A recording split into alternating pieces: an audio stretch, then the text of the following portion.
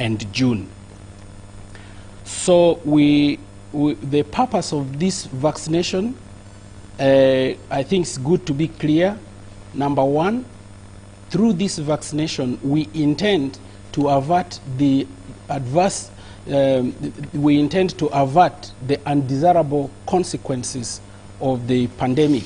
One is to prevent and reduce numbers of people who are going to end up with severe forms of the disease, as well as those who are likely to succumb. We also think by so doing we will be able to decongest the intensive care units and protect the healthcare system from being overwhelmed. And number three, we think that the vaccination will facilitate return to normalcy. So socio-economic activities can resume, like schools and other travels. So these are the baby steps in that direction. We are targeting population at the age of 18 above, especially with the vaccine of choice which we are using now, which is Astrazeneca. It's also important to underscore that the vaccines are scarce and they are costly. Therefore, there is need to prioritize the people who have the first access to this disease. And the prioritization is driven by the risk of infection, the risk of developing severe disease, and the risk of death. Severe disease and risk of death, we have seen from our statistics that from the age 50 and above, the risk of death and severe disease picks up and increases dramatically. And if we vaccinate and target that group, we then expect to reduce congestion in our healthcare facilities and the associated deaths. So this gives the reason for us to vaccinate healthcare workers. One, to ensure that they are prepared for the second wave which we are anticipating, and also to protect the healthcare system. Teachers, we are vaccinating them in order to allow opening of schools. As you may know, the risk why schools were closed was because the amplification of the disease would take place more when children are in school, and teachers also run high risk, and that's the reason why they will be vaccinated in addition to security forces. Now, as part of our effort to protect the elderly and critical institutions, and also advocacy for vaccines, you have seen that the presidency has now been vaccinated. The office of the Prime Minister have been vaccinated, members of Parliament, judiciary, and we are now vaccinating the top leadership of religious institutions. And with effect from yesterday, the Ministry of Health took also another decision to accelerate the uptake of vaccines by widening, by including additional groups into the vaccination bracket. These are people from 50 years of age, as opposed to 70, which we had earlier on announced. Now from 50 above, and anybody below 50, between 18 and 50, with the comorbidities will be vaccinated at this point, with the aim of accelerating our coverage ahead of the anticipated second wave of the epidemic. Now, in terms of design of our vaccine deployment, this is a district-led response. Ours is to mobilize the resources and provide guidance. The actual teams who vaccinate are district teams and teams who are in city divisions. And we have also made new stance on that. Initially, every local government had a team of 5 healthcare workers who were vaccinating. We have now taken a decision to increase those team members, and as a minimum to have not less than, to have between 2 to 3 per sub-county. So every health center 3 is going to vaccinate in order to increase access. And we have also taken another stance on pre-registration. Pre-registration, we found it was a bottleneck, and the pre-registration of beneficiaries were suspended, and registration will be done at the point of service delivery. In addition to relaxing conditions for access, as long as you're able to identify yourself with a credible document, you will, in Uganda, you will be able to access the vaccines. Now, there are a few things to note. Number one is that we guide the public that you wait for your turn. If you are less than 50 and you are not having comorbidities, then you should wait for your turn, because this is the priority group we have now. Number two, vaccines are scarce. They're very expensive. We encourage that health workers vaccinate when they are able to consume the doses which are available in a vial. So if you are turned away and to come later, we beg that you stand with that inconvenience and come back for your vaccination at a later date. We now have a program to visit districts, and we are going to additionally address some of these issues on the ground. And we are working with religious institutions to heighten awareness. And we also encourage that institutions which have these priority groups, like teachers, they can organize themselves and work with the local authority to fix a date and draw a program so that you mobilize your teams and you are vaccinated en masse. We also encourage that vaccines which are new, we are all on the lookout for any unusual events. There are side effects which are known, and should it affect you in such a way that you want to report to the healthcare worker, then you have to, and report that I took a vaccine and this is what I got. So finally, we encourage districts to report daily summaries. We also encourage them to enter individual data in registers so that we are able to analyze, and we are able to forecast, and we are able to communicate about the service uptake more effectively.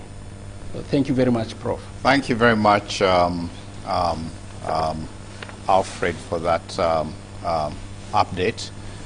So, Dr. Jonas, the members of the public know there are so many other vaccines that have been put on the market. There are vaccines from the United States like Pfizer, there's Moderna, there are vaccines from India, there are vaccines from Russia. But Uganda chose to use Astrazeneca vaccine. The public would like to know, why did Uganda choose Astrazeneca vaccine? And they are very anxious about to be educated about the safety and efficacy regarding Astrazeneca. Please, you have the floor, Dr. Jonas. Thank you, Prof. Allow me to take my masks. Okay, first of all, currently we have at least 4 of the major vaccines. Either the emergency use listing has been done, or the major regulatory authorities has approved, and this includes, as you said, Pfizer, Moderna, then AstraZeneca, and recently the Johnson & Johnson vaccine. To explain more, the AstraZeneca, which is also the vaccine's name generically is known as CHAdOx OX1, and when produced in the Republic of Korea or South Korea, they call it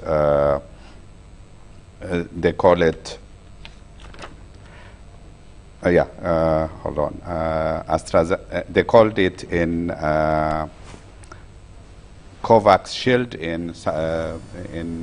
as produced in India, Serum Institute of India, and AZ1222 in South Korea.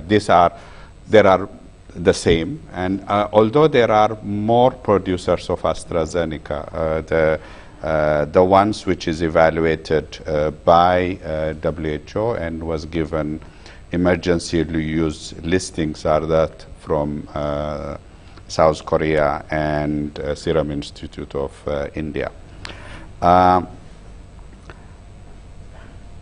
Why did probably Uganda chose AstraZeneca? One of the reasons for it is at the time when Uganda had to choose, the Johnson & Johnson was not yet approved. And other vaccines produced, for example, by China, are not yet evaluated, and also the vaccines produced by Russia is not yet approved by WHO. And part of the decisions of Uganda was that they would accept vaccines once it is EUL listed by WHO. So the choices were three.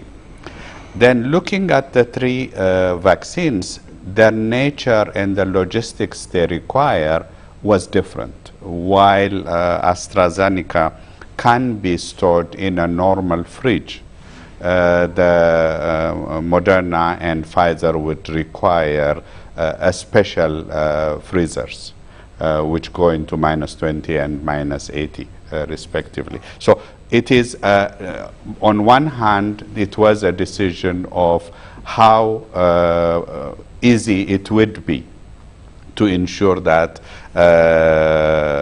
with the investment done in Uganda that we can reach most of the people. But this is not a compromise on safety or quality. Let me go into detail into that. The AstraZeneca, when it was given the EUL, it was based on clinical trial. That clinical trial included close to 25,000 people. And in that study, which we have seen, not only that it was efficacious, but it was safe. And there were very mild side effects which was observed. It has, at that trial, there was about 63% tenderness around the injection area. There was about 52% headache, 53% fatigue, and so forth. Very few side effects, but no major side effects were observed. In that trial, there were 5 adverse effects, and surprisingly, 2 of them were in the vaccine group, while 3 of them was not in the controlled group. So WHO, when it reviewed this, the decision was it is a very safe drug. But since then, there has been questions. For example,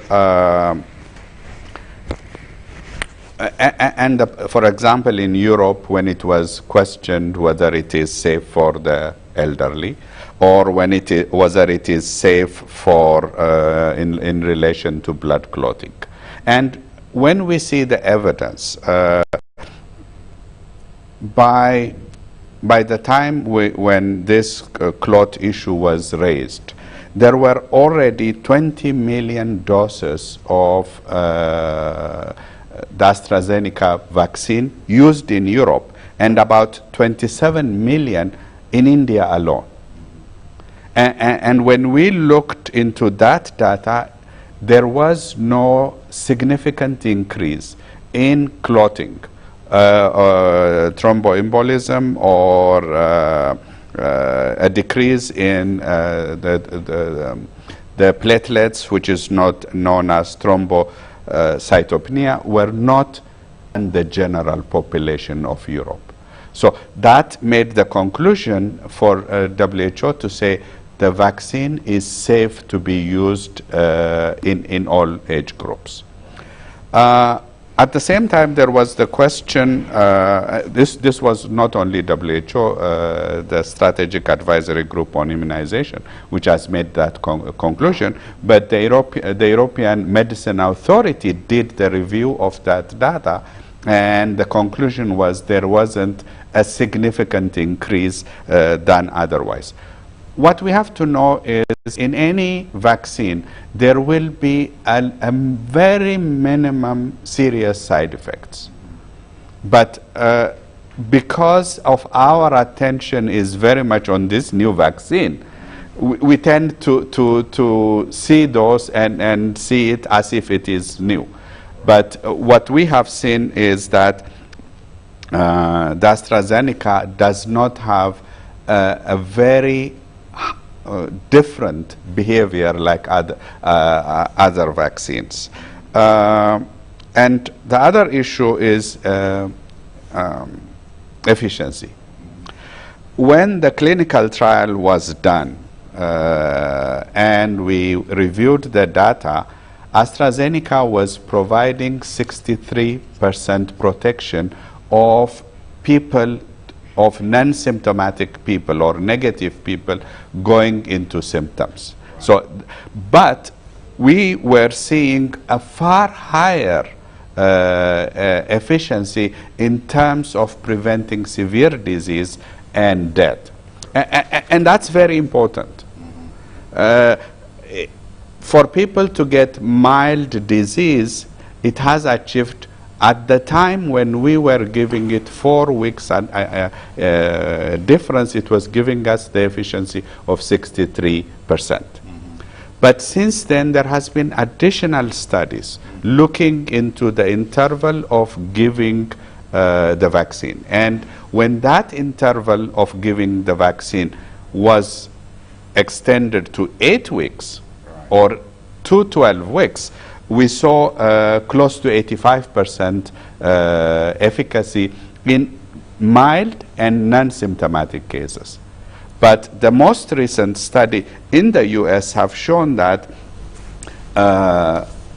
almost 100% prevention of severe diseases and deaths. But basically what we are saying is, even in the very small number of people who would develop the disease, we are almost preventing the disease totally. So that is a very important aspect of it. Right. The other issue which was also looked into, and this was further proved in the US study, is about people above the age of 65.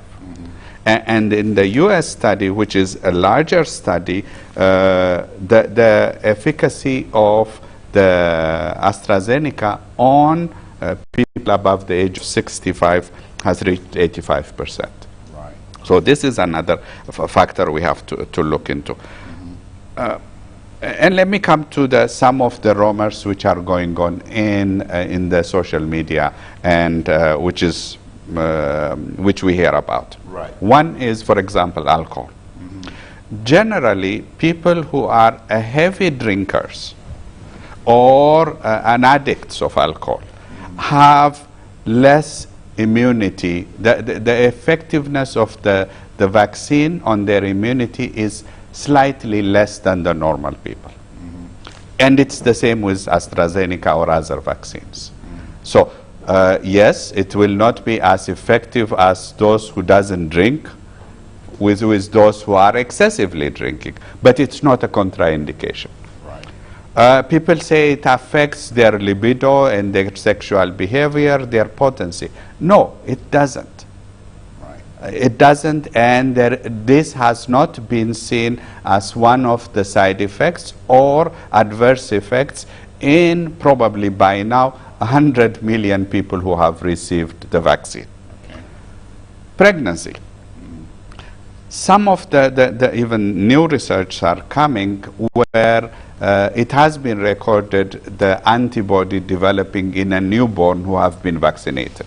So in actual fact, there is more and more data coming that it's not only safe, but it is also effective for preventing the disease in pregnant women and in breast feeding mothers. I think those are the major things. But the two messages I want everyone to know is that by being vaccinating when most people are vaccinated, we are able to prevent people getting severe disease. We are able to prevent people dying.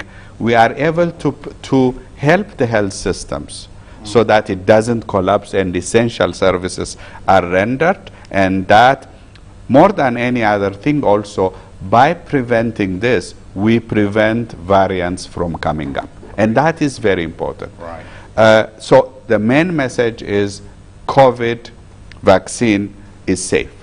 Good. And it saves lives. It saves life for yourself, your loved ones. And we should take it. Thank you. Thank you very much, Dr. Jonas. But very quickly, Jonas, could you comment on whether you could have a drink or alcohol after you've been vaccinated? And also, breastfeeding mothers are always very anxious about taking vaccines when they're breastfeeding. Can you quickly comment about that?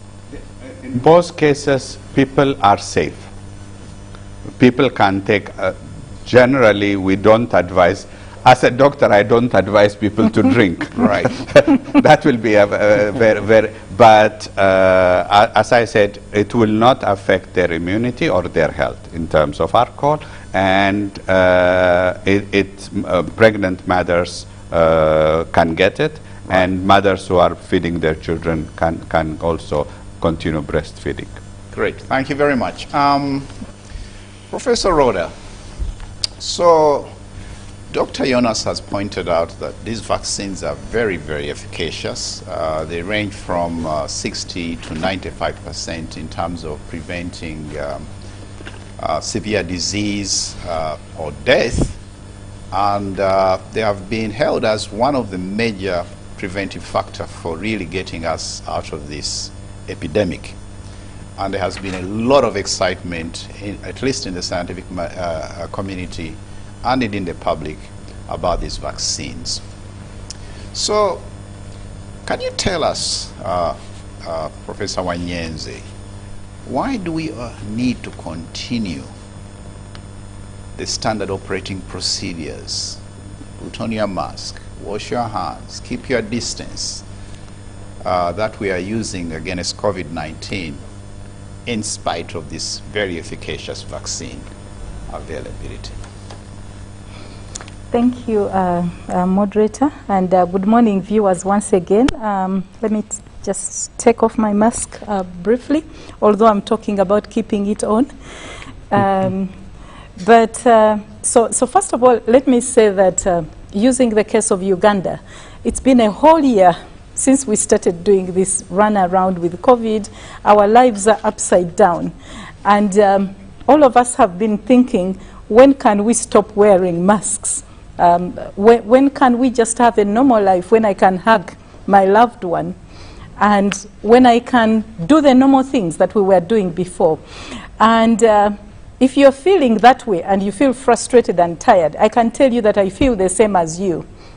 I also feel tired. But this is like we have been running, let's say, a 10-kilometer race, and perhaps we are getting close, and we have like maybe 1 kilometer left. And one would say, please hang in there, we are getting close. Don't waste all the time that you have been running and working hard when we are actually getting close. I would say that yes, vaccines are a game changer, and they are really getting us close. But we are not yet there. We are not yet there. I'm vaccinated myself, and so are these gentlemen here. But they are still wearing masks, not because they love them, but because they are important. And let me tell you why this is important. the vaccines will get us there if we can get everybody, most of the people vaccinated. But we have to have a very high coverage of the vaccine in the community, what sometimes we call herd immunity.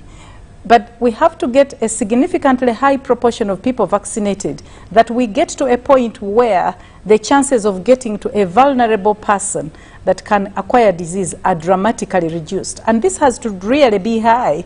We are talking as high as 70% is what we are talking about, but we are thinking it could even be higher because sometimes it varies across diseases. So it's going to take a while before we get there and get that level of comfort at community level that we are getting near what is safe for us to begin to get to normal. But also, as you've heard from colleagues here, Dr. Jonas is talking about the vaccine protects us from getting severe disease, but we still have that risk of acquiring this infection and passing it on to somebody else. So even when you are vaccinated, if you acquire the disease, and then that is a problem. We need to be responsible and protect others. So we have to continue with the standard operating procedures. We are getting some evidence that the vaccines might be able to interrupt acquisition and transmission, but that is an area that is still growing. But even then, we know that it's not going to stop all infections and it's not going to stop all transmission. So we need to be able to protect ourselves and others. And you also need to know that there are new variants coming in. And again, Dr. Jonas has talked about the variants, and you're going to hear more from Professor Ponciano Kalebu about the variants. So we have increasing evidence that the variants might compromise the effectiveness of vaccines. Yes, the vaccines are still effective, even on some of these variants, but still it could compromise them. So we are not yet there. And because we have several emerging variants across several countries that have caused second and third waves, we must continue to do this. And this is not going to be unique to Uganda. I'm sure you've seen information about many countries going into third waves, even when they are rolling out vaccines, even when they have a much higher coverage than Uganda. They are still going into second and third waves. We've seen this in Europe. We have seen this in Africa. We have seen our neighbors in Kenya right now with more than 1,000 cases every day, and the death rates are going up. There is a new variant. It's affecting increasingly younger people, like we have seen in Brazil and several other countries. So we are not yet safe. We have to hang in there and continue to protect ourselves, keep safe as we vaccinate more people, and only then can we eventually say we are getting close and we need to readjust the other preventive measures. So I would say, if you feel the same way as I do, you're tired of your mask and you want to take it off, please hold it just a little while longer. We will get there. Thank you. Thank you very much. Thank you very much, Rhoda. Viewers, if you have just tuned in, you have tuned in to the symposium on COVID-19 vaccination exercise in Uganda. And we are here to update the viewers and the country on the current status of the COVID vaccine vaccination.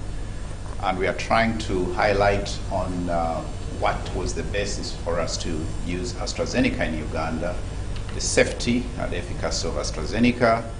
And we are also going to give you an opportunity to ask us questions. I have a panel of distinguished public health specialists here to be able to answer any concerns you have, either with the rollout or safety of vaccine. And I'm the chair, Professor David Serrada from Makerere University School of Public Health. Please keep with us. We are very eager to hear what your questions are. Now, Professor Ponciano Kalebu, the public has been hearing a lot about variants, various types of COVID-19 circulating in South Africa, circulating in Brazil, circulating in Europe, and they are very concerned, more so when, as Dr. Rhoda has indicated, and Yona, that these variants might actually compromise or have some impairments on efficacy of some of these vaccines that we are rolling out. So could you, Ponciano, update the viewers on the new and various types of variants, and particularly in Uganda, and how concerned should we be as we roll out this vaccine exercise? Ponciano. Okay, thank you very much, Chair. Let me also remove the mask, and thank you for that question. I think variants are, something that is beginning to worry. Before I go to the variants, I want to explain a little bit about the virus itself and how the variants come about.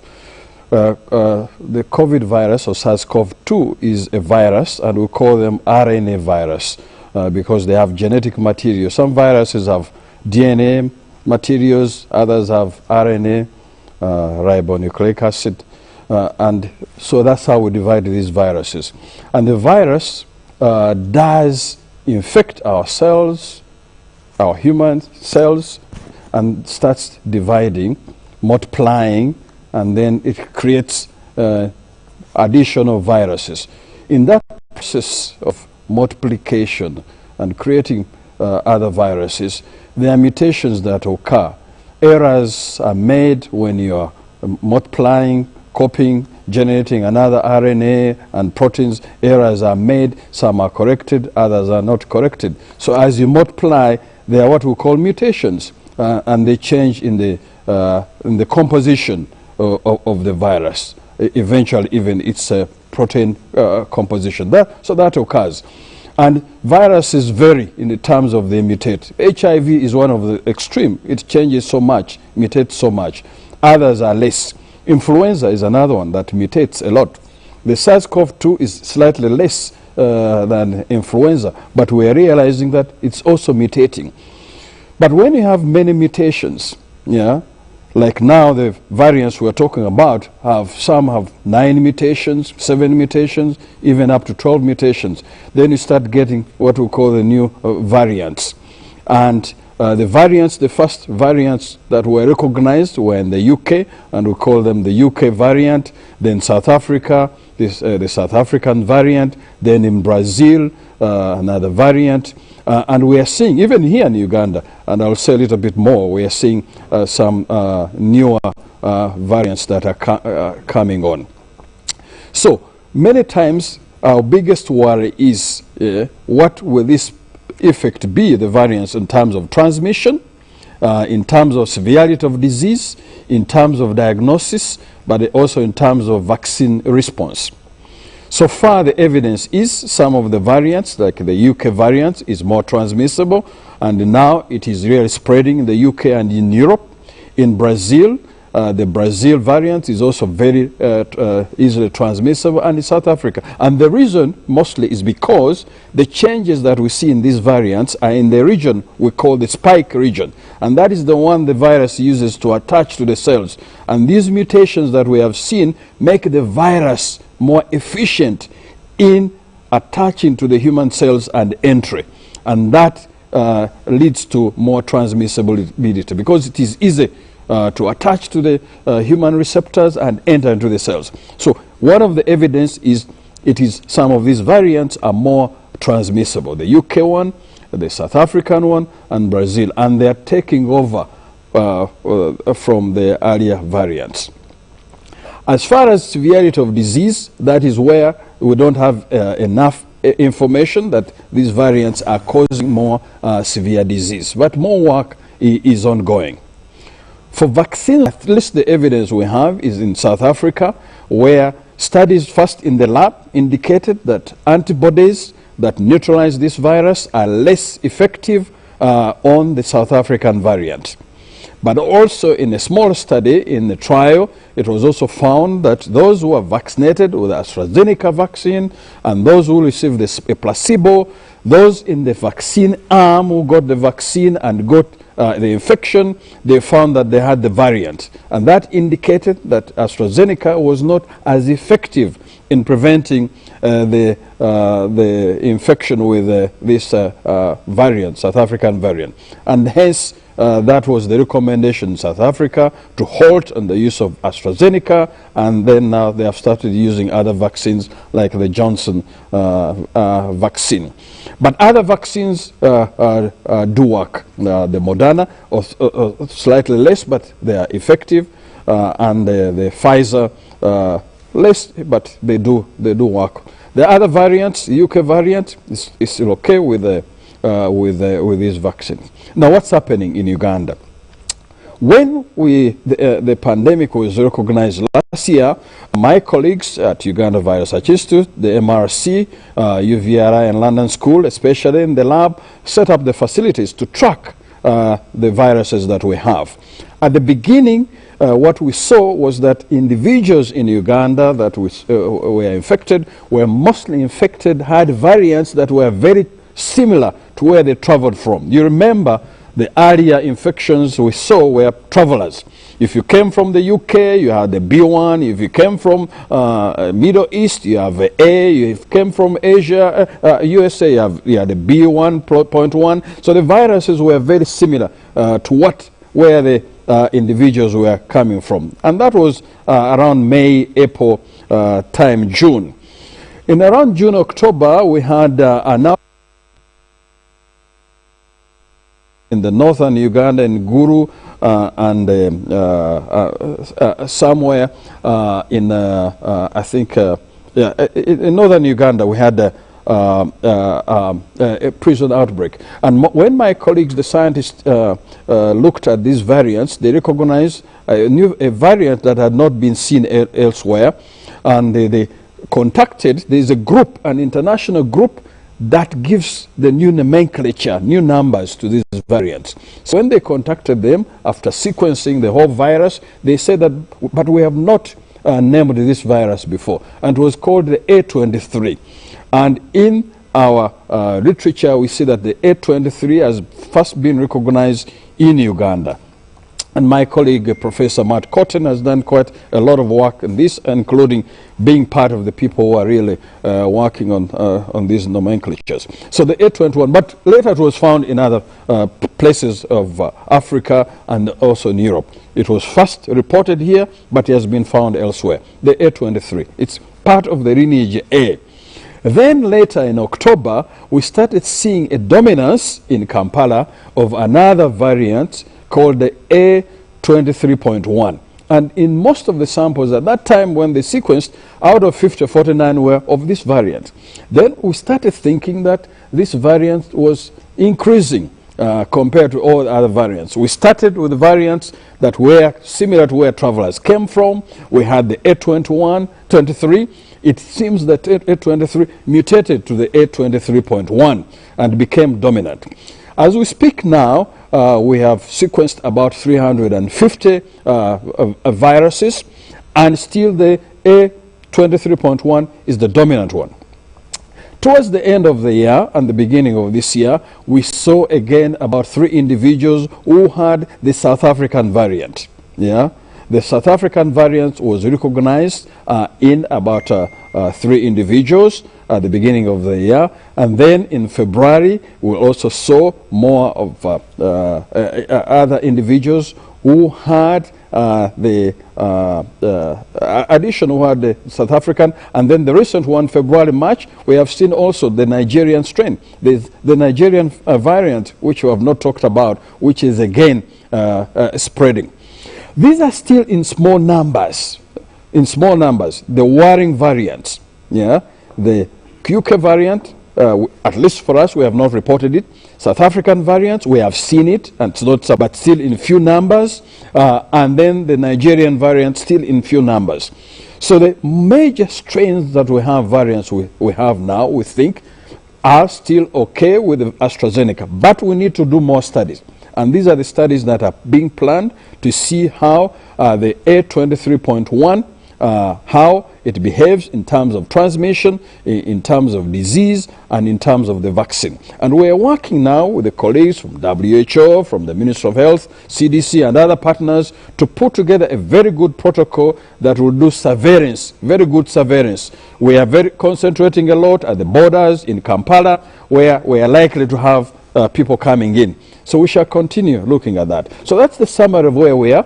For now, I think we believe that our AstraZeneca vaccine will be okay, but we shall continue to follow. If there's anything worrying, then we'll inform the public. Thank you. Thank you very much, Ponciano. I think you have reassured the viewers that variants are a normal phenomena in viruses. They do vary over time. But the variants of concerns in Uganda are still very, very, very low in terms of prevalence, and that Astrazeneca vaccine should be able to be efficacious against the circulating vaccines that we have. But Ponciano, there were some concerns, or if you could make a comment about genetically modified organisms, because there are members of the public who feel that some of these vaccines constitute genetically modified vectors or vaccines, and that they should they be concerned about their effect on their own bodies. And I'll just explain about this and the technology, recombinant technology. Recombinant technology puts DNAs together, and sometimes you use other microorganisms to allow you to generate either drugs or vaccines. So this has been used, and there are drugs that use recombinant technology.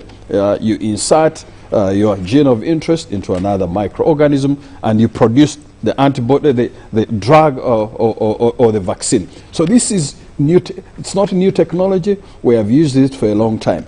But I think, and the AstraZeneca vaccine is a vaccine that uses a vector, a chimp adenovector. It is a virus from the chimp, which has been made, doesn't replicate. They have removed some genes called the E1 and E2 to make it non-replicative. So if you are injected with a vaccine, this vector will not replicate, but it will sort of present the part of the SARS-CoV-2 spike to the immune system, and you start producing the antibodies. So I think the biggest worry with GMO people get worried about is to generate microorganism, plants, bacteria, and whatever that will multiply, sometimes replace others, replace species, and replace indigenous species. But this is not the case with this vaccine. The vector that has been used is non-replicative, so we should not be worried. It will just be injected, it will disappear, and it will just present your antigen of interest, the spike, and the body will produce the antibodies. So I think people who are worried about GMO should not be worried about this. It is a non-replicative vehicle, a vector that has been used just to express the antigens. Thank you very much. So viewers, as you have heard from Ponciano, these vaccines or genetically modified vectors will actually not infiltrate into your DNA. I think the concern is, will they go into my DNA and change my DNA? But they are fairly, very safe, and other forms of vaccines have been used for many years using this kind of genetically engineered microorganisms. So at this moment, viewers, we have a very distinguished panel of public health workers from Uganda Virus Research Institute, Professor Ponciano from Makerere University School of Public Health, Professor Rhoda Wanyenzi, and WHO country representative to Uganda, Dr. Jonas Wadamiriam, and we do have the country manager, the program manager for UNEPI, Uganda National Expanded Immunization Program, Dr. Alfred Riwari, who is really spearheading the COVID vaccination program within Uganda. At this point, we were hoping to get some questions from the public and be able to answer any queries that might be of concern. But probably as we are waiting for that questions to come in, please, you're very welcome to send us some questions to us, and I'll be able to send them to the right member of panelists to us. We very much like to hear from you. We have almost 45 minutes to hear from the public to answer any concerns of any issue that might be of particular concern. But as I'm waiting for these questions, Alfred or any other member of the panel, some members are wondering, can I be vaccinated by Astrazeneca, first dose, and then get maybe Johnson & Johnson or any other vaccine? Are these vaccines interchangeable? If and when I find I don't have, I was given AstraZeneca, it's not available, and I'm in some other country, can I be able to get another vaccine? Jonas, please. Thank you. I think this is a scientific question which the scientific community is trying to answer. Theoretically, or the justification for this hypothesis saying that if a person is vaccinated with 2 different vaccines, they will get maybe a higher immunity is based because each vaccine will target a different aspects of the virus, so the virus protein. So if with each vaccine, one could imagine that it will target a different protein of the same virus. So the assumption is the protection will be higher. Currently, there are research going on elsewhere to look into the effect of combining different vaccines, and we are waiting for that result. Currently, our recommendation is stick to one vaccine, but that might change because this is one virus which is challenging our knowledge every day. Okay, thank you very much, Dr. Jonas. As I'm waiting for questions from our audience, we have an audience here in the studio representing journalists and members of the public. They'll be giving us questions. I would like to ask Professor Rhoda Wanyenzi about the younger population. We know we are vaccinating up now, as Dr. Alfred has pointed out, 50 and above, anything below it's those with comorbidities. But we know we have a large population of young people, 18 and above, who are quite the majority, and they get infected with COVID. Why don't we vaccinate? First of all, why don't we vaccinate these people in this first phase? And secondly, why can't we vaccinate people below 18 years so as to be able, these are the young kids that are going to school, the schools have been a huge issue. Why don't we vaccinate those 2 groups of people? Okay, so thank you for that important question, moderator. Why don't we vaccinate almost everyone? So first of all, we don't have all the vaccine that we need at hand in the world or in Uganda. Because of this, we have to ration among the people who are eligible and people who should get the vaccine. Who should we start with? And this has been done in a scientific way, including a detailed calculation of the risk of death across various groups. We see that when we are dealing with the older age group, 60 years and above, the risk of death compared to younger people is so high, it's almost about 20%. When they get infected, they get very severe disease, they are also more likely to die.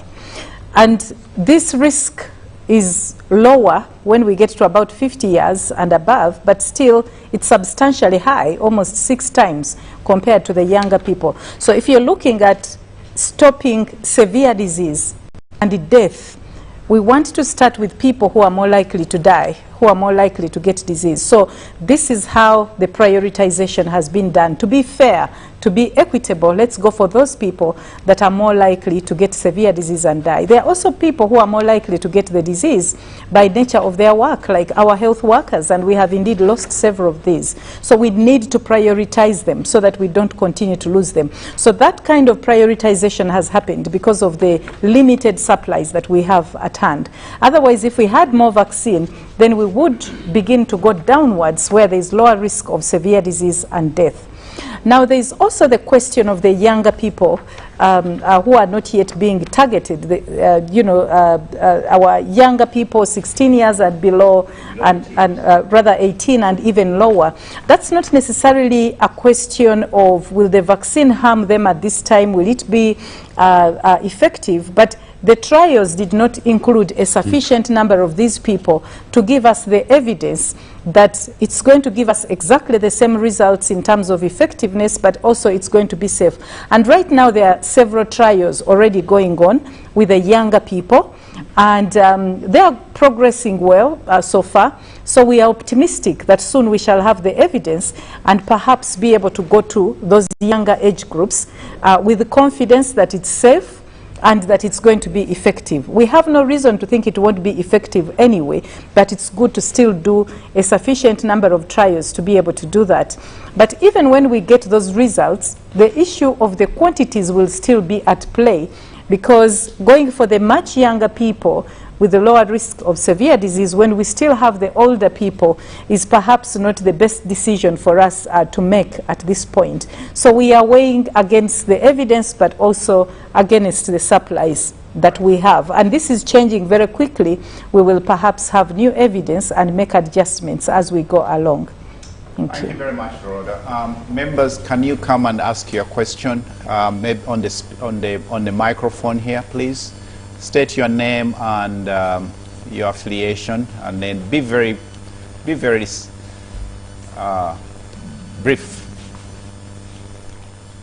And it would be nice if you could tell us who you want to direct the question.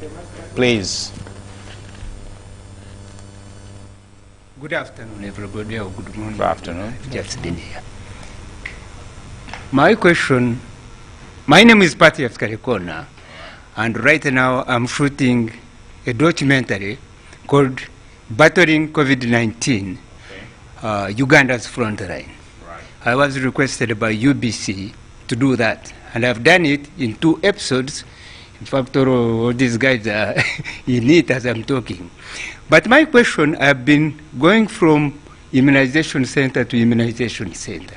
And when you reach there, in fact, one time I asked one of your colleagues from UNICEF who had visited Wakiso, asked the question, in fact, to cut the long story short, is that Dr. Rhoda Wanyanze has just said that let's start with the older group, which is more severely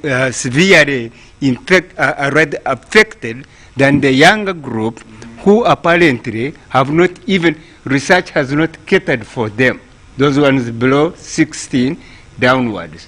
And yet we are seeing reopening of schools, quick reopening of schools for the young children who really do not differentiate whose mask is this, who do not know whether chewing a sweet and sharing with another is bad, and yet we are taking them back to school. That includes primary 4, primary 5, who are going next month back to school. Don't you think it is going to be dangerous for children like this, especially in the view of the new strains? If you look at the strain, the South African strain, the UK strain, and the Brazilian strain. Thank you very much. And we are not even, this is a new disease. We have, well, thank you very much for your question. But being a new disease, thank you. Are we not risking? Thank you very much. There you are. The young children not being vaccinated, yet he's very concerned about the tremendous spread of infection among young children. Alfred, would you like to, why haven't we targeted them? Yeah. Or why, yeah. Yeah, thank you, moderator. Thank you very much for asking that pertinent question. as earlier on I'd hinted, the reason for closing schools, one of the reasons for closing schools, was the fact that children are efficient transmitters of the disease. They pick what is from home, bring it to school, and take what is in school to their homes. And on their part, most symptomatic, and if they develop the disease, it will be in severe forms. So we will not see deaths, we will not see hospitalizations to that extent. But they have the potential to amplify the epidemic.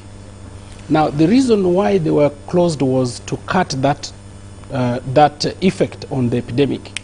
Indeed, if you look at the distribution of the disease in our populations who are being affected, you see that the age group which is below 20, these are the children who are in school, they have been least affected compared to what you see in the majority, in the other half of the population.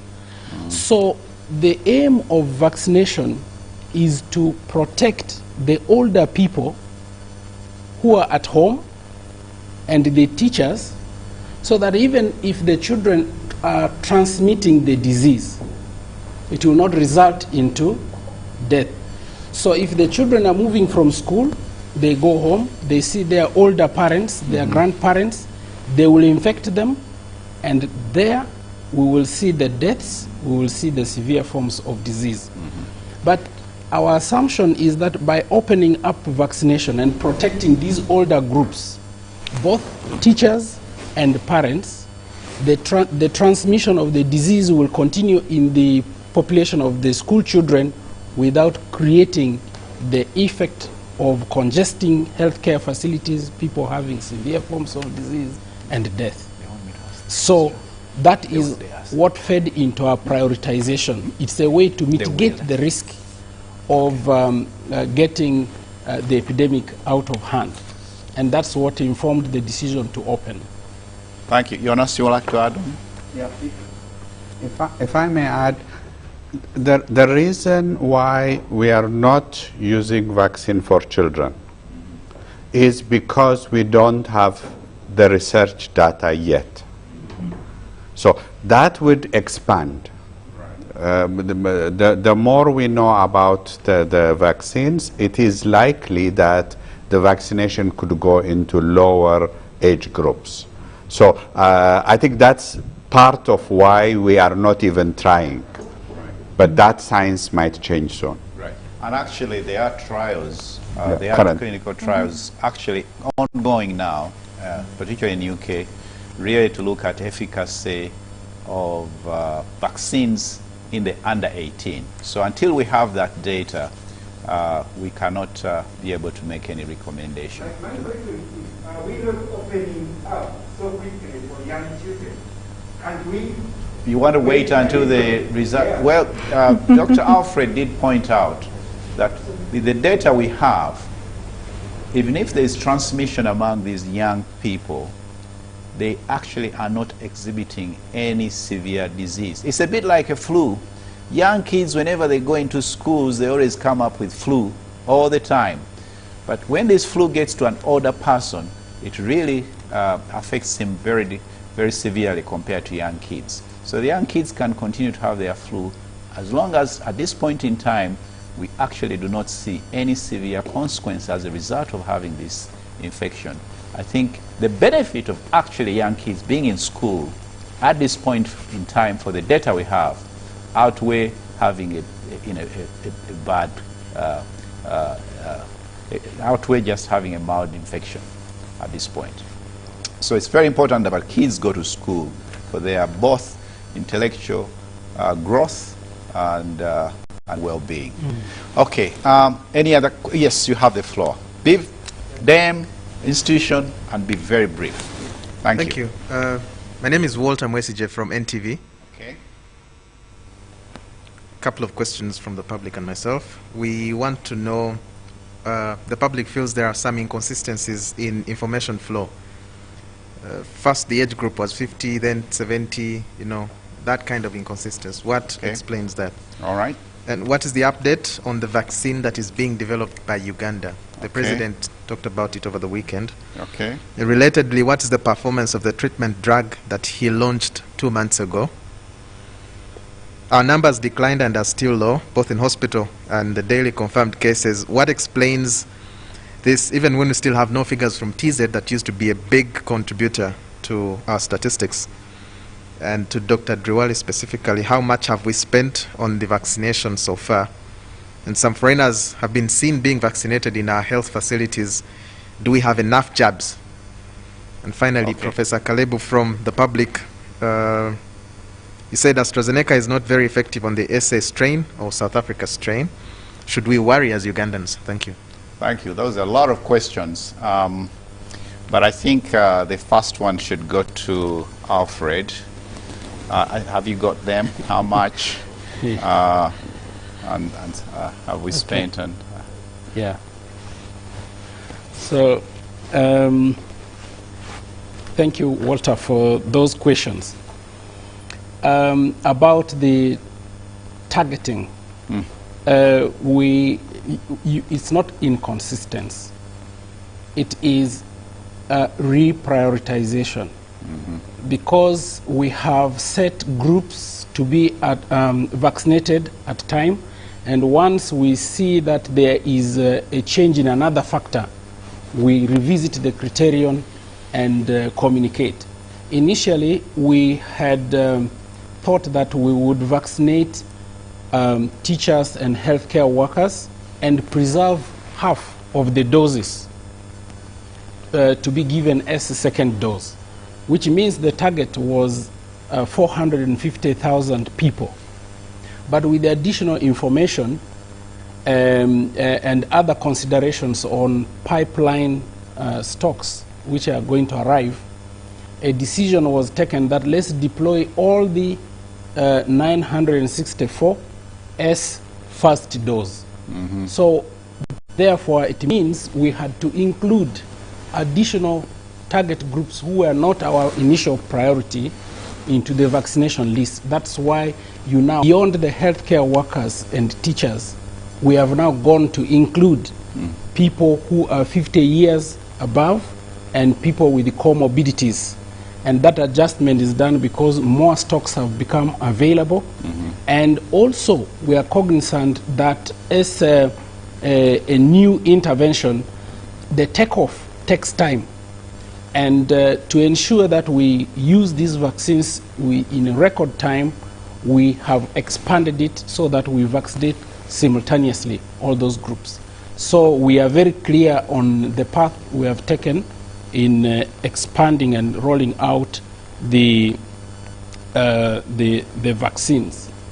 Right now, what we have spent as a country, now here you are taking us to a very complicated calculations. Where we are currently deploying donations. Donations from from COVAX facility and donation from government of India. can you explain what COVAX facility is? The viewers may not. Okay, COVAX facility is a global initiative to pool resources, resources which are used for acquiring vaccines, which are later on donated to countries, low and middle income countries. And it is a consortium of 4 main organizations: WHO, UNICEF, CEPI, and Gavi. So Gavi has also been giving us some vaccines before, and their portfolio has been increased to include COVID-19 vaccines. So we have received the vaccines as donations, and we have used our existing infrastructure to deploy the vaccines on a routine basis, so we cannot extract those costs. People who are employed in health facilities are vaccinating as their routine work. So there is no direct cost which I can isolate and say this is how much we have spent. But this can become clearer with time when we focus on it. Now, foreigners, the vaccination of foreigners whom we are vaccinating in this country are those with the very formal status. Someone who has a legal existence in this country are the ones we are vaccinating. And they identify themselves with either the passport or residency, and if they are diplomats, because we also have diplomats in other countries who are being vaccinated, so we are reciprocating in that respect. So the foreigners you see, some of them are nationals, by the way. We have a large community of Indians, for example, who are Ugandans. And when we see, some people see them, they also stretch it beyond. So we are following the legal existence of people in Uganda to be vaccinated. Okay. Thank you very much, Alfred. There were a question about vaccines, our own vaccines. Ponciano, could you be able to enlighten on what is the status of our own vaccines we are developing? Okay, thank you. Chair, the question, just to remind our viewers, with the support from government and the president and preside, our scientists are trying to develop vaccines using 4 concepts. One is using recombinant protein, another one is using a vector like the Astrazeneca, looking for a vector in our primates. Another one is trying to use inactivated vaccine, like the vaccine in China and India, and then another one is using self-amplifying RNA. So these were 4 concepts, and they're being led by our mid-level young scientists who are trying to do this with the support from the government. So this work is still ongoing in the lab, and in fact this morning one of the scientists was calling me to have access to our variant that I've talked about, the A23.1. And that already shows you the importance that our countries also get involved, because you may find a variant is more relevant to a local population. And this scientist, Dr. Jennifer Serwanga, is trying to do an inactivated vaccine. And now she's saying, let's use this variant that is now spreading in Uganda, inactivate it, grow it, and she's starting to grow it. She will inactivate. So I think the exercise is worthwhile and should be supported. How long it takes, that's the science. We can't tell the timelines. So the scientists are moving on. The one working on vector, they are already looking in samples from chimpanzee, trying to sequence to pull out. But it also has she has plan B in case she doesn't pull out the right vectors. We are already in contact with others who can provide the vectors, but inserting our variants that are relevant. So I think this is quite worthwhile. And there was a question about, should we worry about AstraZeneca and our variants? Right. Of course, I think not worry, but watch, keep watch. We should not worry for now, because the variants we have seen, there are few. Yeah, the other variants we are seeing mostly, I think, will be okay with AstraZeneca. But just to tell you that all vaccine manufacturers are now also developing other vaccines where they have catered for the variants, UK variant and the South African variants. So even AstraZeneca colleagues, we have been talking to them, and we had a meeting with them last week. The other day they gave a presentation. They're also now working on a vaccine that has the South African variant. So science is here following this. Jonas, Dr. Jonas, do you want to add on to that? Yes, on the South African variant, the alarm on the South African variant came from a study in South Africa, which was a small size, and they looked into the overall effect of the vaccine, both in lab situation as well as in the population. What it didn't prove, or what we are currently looking, is the effect of the vaccine on severe cases and deaths. And it doesn't seem to affect severe cases the prevention of severe cases and deaths as much as to create a policy change. Right. So currently there are research going on to see whether AstraZeneca has a decreased efficiency for severe and cases and deaths, and we are waiting for that result. But the general balance between risk and benefit is that even in populations where there is the South African variant is increasing, still the AstraZeneca protects more people than the risk of the variant.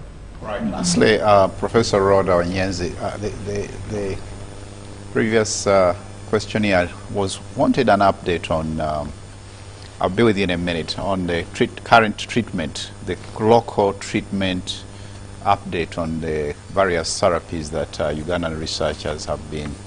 Do you have any update on that? No, I know that there are several studies that our colleagues have been working on. There are people that are looking at one point, the ivermectin. There are people that were looking at using convalescent plasma. Perhaps you'll know better since you're on the committee that was overseeing that, if the results are out. But I know that that trial is still ongoing, and we don't have the results yet, and we are all looking forward to getting more information about that. If the results were out, I would certainly know. But we haven't yet got those results, but the studies are going on, and we are all eagerly waiting to see what will come up and if these can improve our therapeutics for people that are affected. Perhaps Ponciano. No. I think what we are it's very good that the infection rates have come down, infections. But that also has affected some of these studies, many studies that were trying to look at treatment and all that. For one of the studies, talking to some of the investigators, is that they have low numbers. And it may take them a while to reach the target sample size. So it's good for us, but for the people also working on these drugs, it means they will have to really wait longer to get the right sample size. Actually, on that point, the previous questionnaire, Rhoda did ask, there are very few cases, severe cases in the hospitals, ICU, and high dependency units. One, he wants to know why. Two, is this a sign for optimism for all of us? And indeed, this might also have implication on the uptake on the vaccine rollout. In terms of people becoming more complacent, thinking that maybe this problem is not as big as we think. Any explanations for this? Yes, so this is a question that we've all been asking and that we are trying to answer as well. To be able to fully explain the trends, why have the numbers now gone down? We don't see as many severe cases in the hospital. We don't see as many people dying as we did before. And to answer this, let me just frame it that there are several issues that affect whether or not people get infected. One of them is the individual. Your susceptibility as an individual to get infected. The other, and that has to do with a number of factors, which I will explain, but also there is what happens in your environment, like where we are here now. The environment can determine whether you get infected or not. But there is also what happens with the infecting organism itself, the virus in this case. And let me start with the virus because it's the easier one. This is the reason why we are worried about the variants. Because sometimes the virus can change and it becomes more transmissible and it can cause more severe disease. That's why we are worried about the variants. And perhaps one of the reasons we don't have a blow-up is because we don't have these more transmissible variants, and we hope we won't get them, like the one from Brazil or South Africa. If you start with the agent, that might be the case, because Professor Posiano is reporting that we have very few cases of some of these variants, even when they've been detected. But then we come to the individual. What is it that could happen to the individual that explains this? There are several issues. One is, are you immune or not immune? That's why we are vaccinating. If you get immune, you are protected. Sometimes you're protected because of previous infection. So you've been infected before, and because of that, you're protected. And there are studies going on in several countries where we are finding that the infection rate is much higher than we actually thought, meaning that many people were getting the disease. They were getting either no symptoms or mild symptoms. But after that, then they are protected. At least evidence is showing that for about 6 months, you are protected.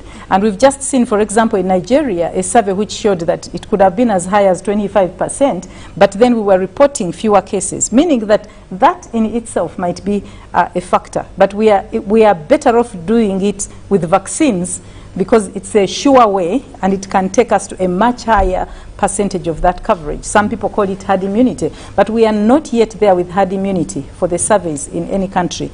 The other factor is the behavior, individual behavior.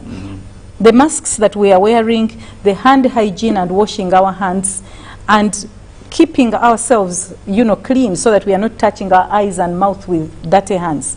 That can protect us.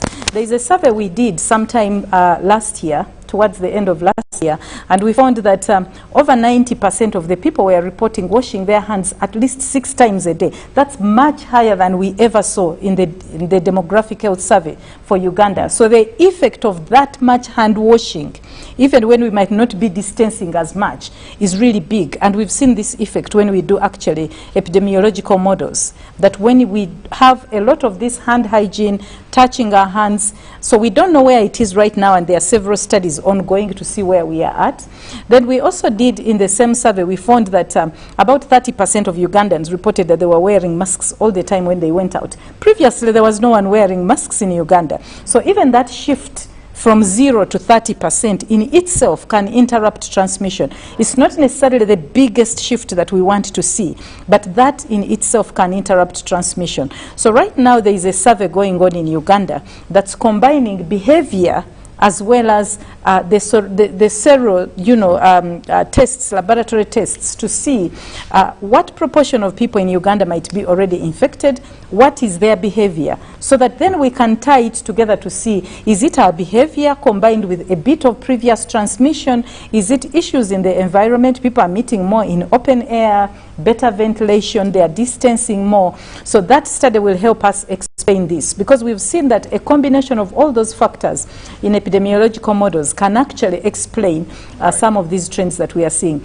The key message for me is that we are not yet safe. So we still need our vaccine. We still need to wash our hands as much as we did when the curve started coming down. We still need our masks. We still need the vaccine, especially to strengthen the immunity and the ability for the body to fight off the virus. So we need to do more of the right things, and hopefully we can pick that better when the survey is done, so that we can do more of the right things and do less of those things that are not helping us.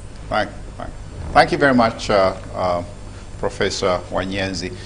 Please, your question, your name, your institution, and your question. Thank you very much, Mr. Moderator. My name is Raj Kalyango, and I'm a journalist.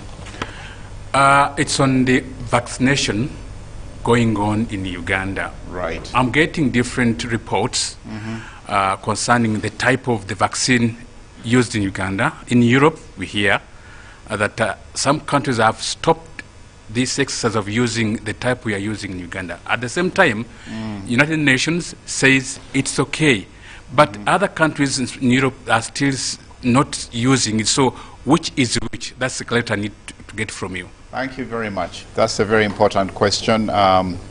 We hear it all the time. I will first ask our WHO representative, Dr. Jonas, to respond to that question. The type of vaccine we are using in Uganda is the Astrazeneca. As I explained earlier, the vaccine being new, a lot of questions and extra precautions have led to certain countries to stop at one time or another. But once the evidence is looked into, we can say that it's safe and it's effective and efficient. And that's why you see all of us even taking it. Thank you. But I think he also wants to know, why are some countries stopping it, starting it? Okay. You see, COVID has attracted a lot of interest from the fact that it has, it's the only disease we have seen in our lifetime to affect hundreds of millions of people and kill over 2.7 million people. So the interest is much. The economical aspect is a lot. So the fact that science has advanced so much that we are able to develop a vaccine, have it through clinical trials, and make it available in a short time, itself makes people nervous. Right. So every small thing which we even see normally in other vaccines has attracted more attention. As I said, for example, even the normally side effects like the fatigue, like the fever, are now being amplified because of the interest from the population, from the various aspects. So that has a lot of factors. Right. And because it's politically sensitive, we also see a knee-jerk reaction. So, for example, in the effect, let me take an example of, there was deaths in Norway of an elderly people. Then the first reaction is to stop the vaccination. Right. But when they looked back, the number of people dying of old age was the same whether they get vaccination or not. Right. So this is why there is such reactions and there is such events. But science is helping us to clarify those questions. But to reassure the questionnaire, whenever these issues come up, WHO often looks into these issues and try to evaluate the data that is coming out from these countries to be able to actually give guidelines or recommendation to member countries. And so far, whenever WHO has looked at this critically, they have not seen any reasonable reasons why to stop, and they always issue out that the benefits for vaccinating far outweigh, if at all these cases are issues are of any major concern. Until they are fully proven, we still continue. We think this has more benefit. That it is doing more, you're getting more benefit than harm from continuing this vaccine. Members who... Just one point. Please, Jonas. Up to now, over 600 million jabs have been given. Mm-hmm. Have we heard people dying in hundreds? No. Because vaccines are safe. Right. At the same time, we are seeing from the disease die in thousands in some of the countries. So that really indicates the safety of it. Right. Viewers who have just joined us, you are listening to the symposium on COVID-19 vaccination exercise in Uganda. And we have a panel of expert public health workers, virologists, to answer questions from the public here we have in the studio. And please bear with us. We still have a few more questions to go through. Please, you have the floor. Your name and your institution, and be very precise on the question. And these are frequently asked from social media. What happens when one fails to get the second dose? Okay. How will the body react? And how does the vaccine affect people with other underlying conditions? Okay. Any affecting of the vaccinated positive patients? Sorry? Can you repeat that last one? Yes. Oh, those who are already infected. Yes. Okay. And the US hasn't approved Astrazeneca yet. Someone wants to know why. Okay. But also, why is the strategy not to vaccinate the young people who could be carriers? Okay. And if it does not stop one from transmitting the infection, then what does it exactly do in our bodies? That's the vaccine. And does it reduce sexual power among men? I think that was answered. But why has the HIV vaccine taken decades, yet for COVID, it has only taken about a year to be developed? And finally, how long does the protection last? Thank you. Oh, wow. And Those maybe are a lot Dr. of questions. Driwali, you could also tell us if there is any breakdown of the people who have been vaccinated, maybe the elderly, the teachers. Thank you. Okay. So, Alfred, I always give you the first chance. All right. So thank you very much for those questions. The breakdown, I will not give you precise figures in terms of order. We have the highest, I said today we have crossed the 80,000 mark of numbers of people who are vaccinated. And in the order of numbers, we have health workers leading, followed by security forces and other groups. And the teachers are not picking up very as fast as we would, and it has to do with the communication. And tomorrow we are having a meeting with the district health leadership to communicate the urgency with which they should mobilize teachers to take up their jobs. I think some of the questions should be... let me, why should we immunize people who are already infected with COVID? I think that one I wanted to give it Oh, to... you wanted to pass yes, it to... Yes, I want to pass these other questions okay, to Jonas. the scientist and Jonas. First, Jonas, I would like you to ask, should we vaccinate people who are already infected with COVID? Astrazeneca, why hasn't it been approved in the USA? Yes. I'm coming down the line. Okay. Yeah. I think AstraZeneca is in the process of being approved in the United States. And as you can see, one of the most successful studies has been in the United States. Actually, it's the study in the United States, Peru, and Chile, which has also proven to us that it's not only effective in the lower age groups, but also in the age group 65. So it's a matter of process, and I expect definitely AstraZeneca to be approved in the US as well. And the other question? Well, should we immunize people who are already infected? Yes, I think there are two aspects of it. One is, as was observed, the immunity or the body's capacity to fight has been shown to be far more higher through vaccines than the natural infection. This looks odd, but that is the evidence which has been produced. The second part of it is operational.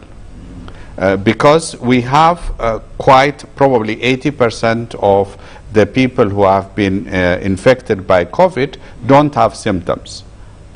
So if we wanted to know whoever was positive, then we have to do a test across before vaccinating, and that will not be a proper approach.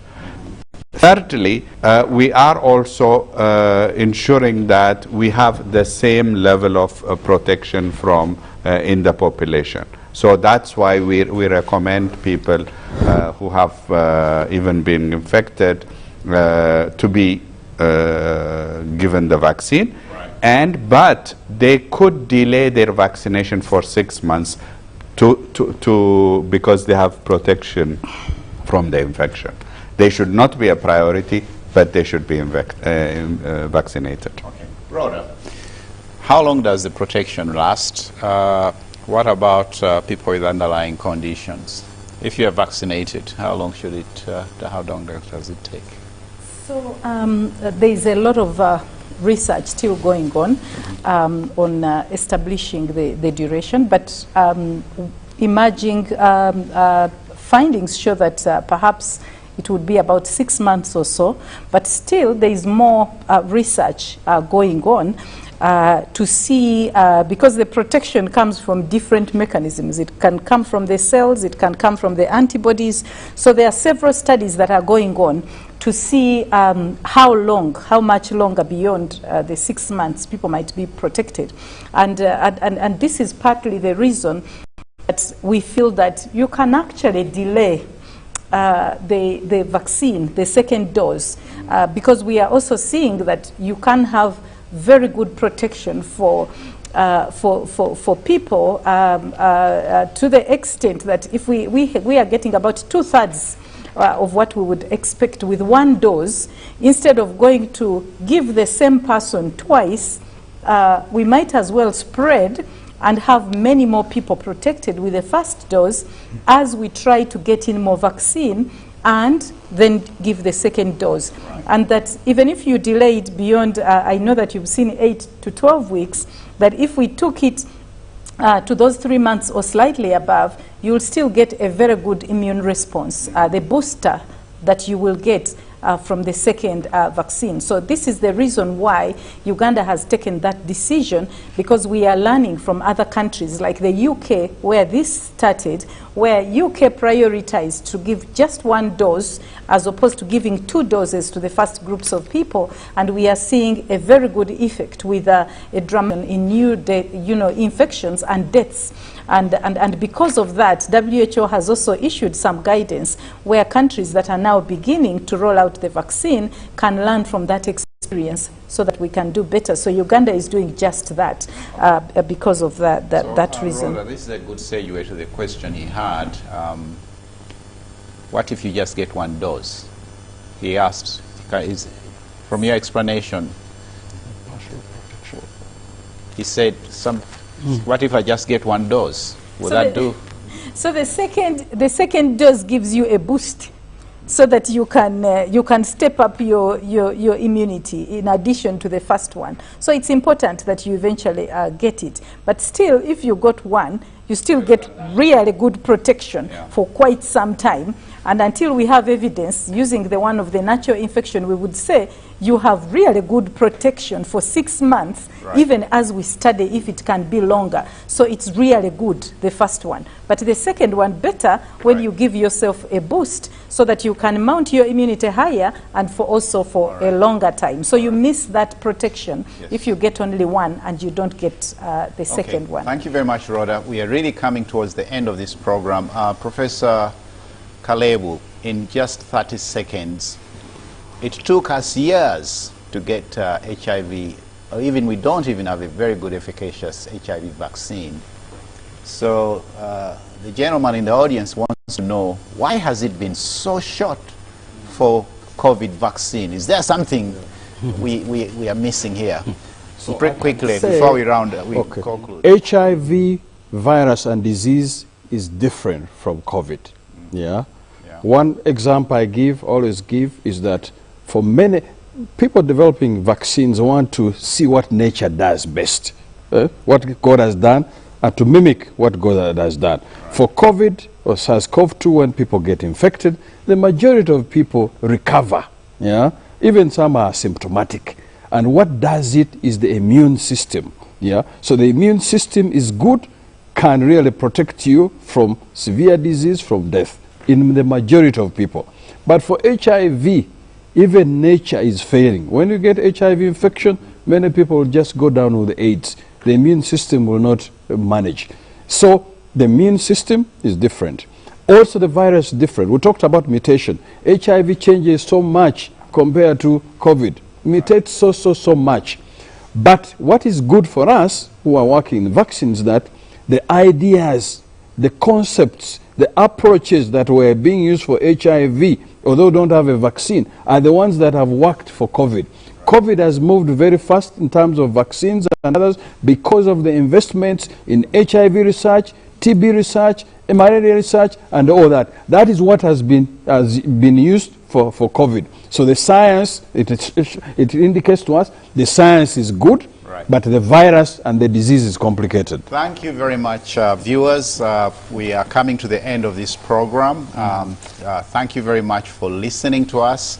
Once again, I would like to thank the panelists we have in the audience, Professor Ponciano Kalebu from Uganda Virus Research Institute, Professor Rhoda Wanyenzi from Makerere University School of Public Health, Dr. Jonas Wademiriam, WHO country representative from Uganda, and Dr. Alfred Riwari, program manager, UNEPI, and I, Professor David Sorada from Makerere University School of Public Health.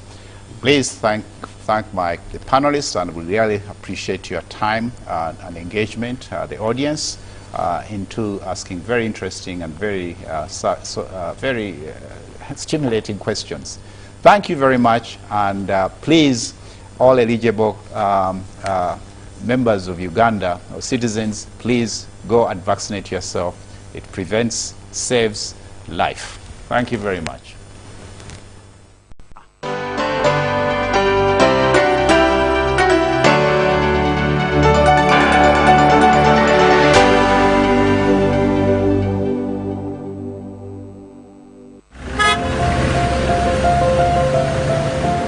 Kapo, you seem to be in a hurry. Where are you going to? I'm gonna pay URA visit. But you can access URA online. Why pay a visit? To know more about the Kakasa business solutions, namely digital tracking solution, the voluntary disclosure program and electronic fiscal receipting, and invoicing solution, which have turned my business around. You know I need